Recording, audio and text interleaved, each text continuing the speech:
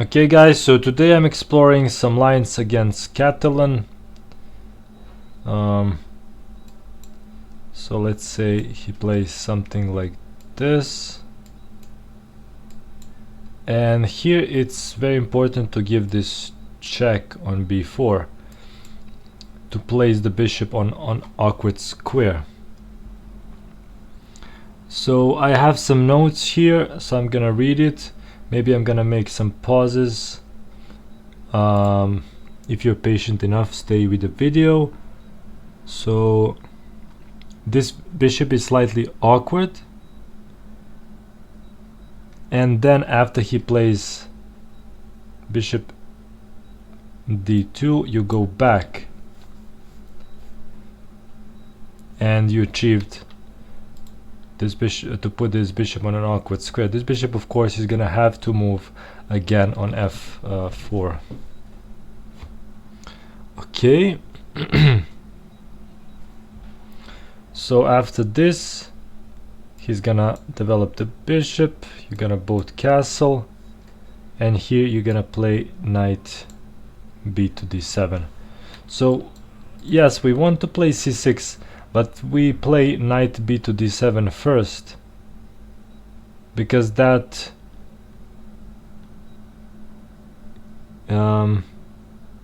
I think the main reason is because maybe we're threatening to take, and then knight is gonna be able to defend like this. But in my notes it mainly says that, I mean, we're gonna also leave the option of pushing c5 instead of standard c6. I mean, c5 is also standard, but I'm not sure. Maybe against Catalan actually c6 is more common to kind of block this powerful bishop here. Okay, anyway.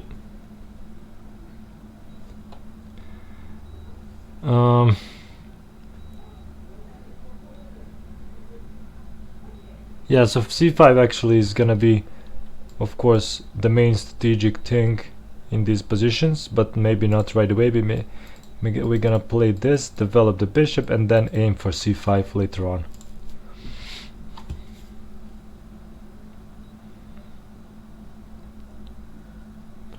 Okay, so let's see what happens next.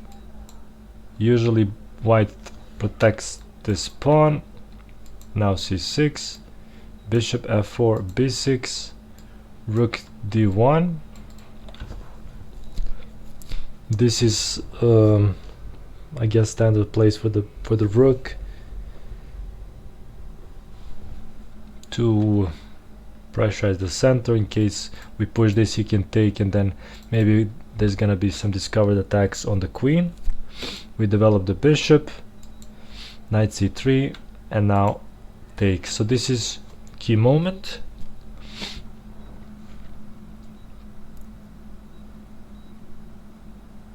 Because white developed knight here and not here to recapture the pawn. That's why we take here, and I guess that also helps us open up bishop later on with c5. So standard move here, knight d2. Knight is going after the pawn right away, and now we have knight d5. This is also standard. Attacking the bishop.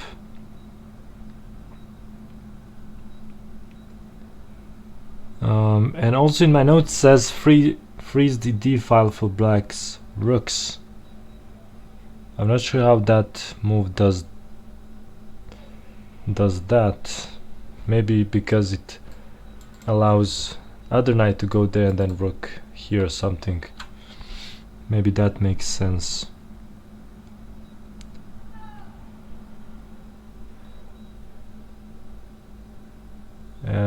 And it says prepares to challenge control of the e4 square. I guess by maybe exchanging one of these. If he if he takes, then we're gonna have control over e4. I guess that makes sense. Okay, knight takes, of course. Here we take the bishop, and this exchange is favorable for black. We're creating some weaknesses here, and also we have bishop pair.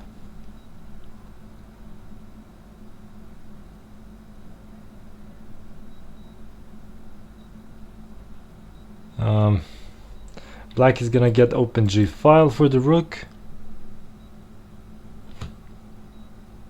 So let's see what happens here. From here, what are standard plans? So for black, he can go for queenside expansion. In many lines he gets queenside pawn majority, I guess, here. And we are aiming for b5 and a5. To me, it makes more sense to push c5 first and then push other pawns. But of course, later on we're gonna push these pawns and obtain passed pawn. So that is the plan.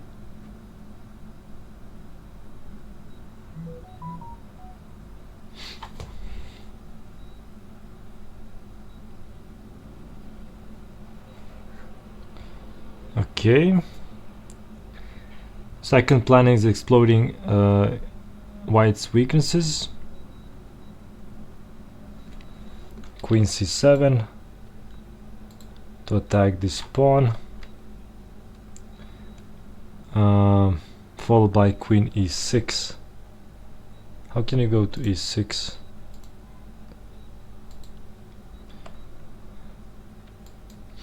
Yeah, I'm not sure. You cannot go really on e6, but maybe somehow this pawn is gonna be moved, so you're gonna be able to go to e6.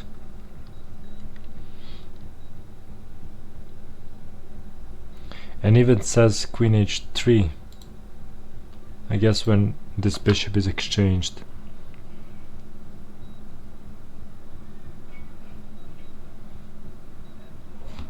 Okay, we should play for as well for c5.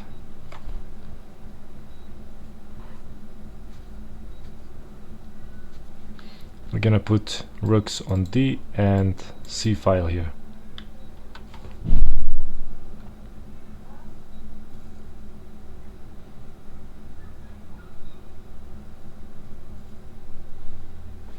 Knight is gonna be key pieces. Key piece from f6 is gonna be ready to jump in the center.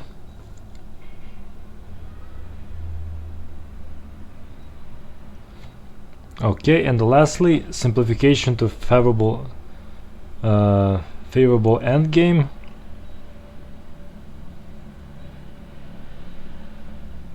Because we have better structure, endgame is of course gonna be better for us. So we should exchange pieces. Because mainly because of queenside pawn majority here. Okay guys, so that was me kinda going through my notes and at the same time explaining stuff. I'm actually learning this myself, so this is gonna be you looking at me training, figuring out stuff. So I hope you had patience to go through this with me. I hope you learned something, and see you next time.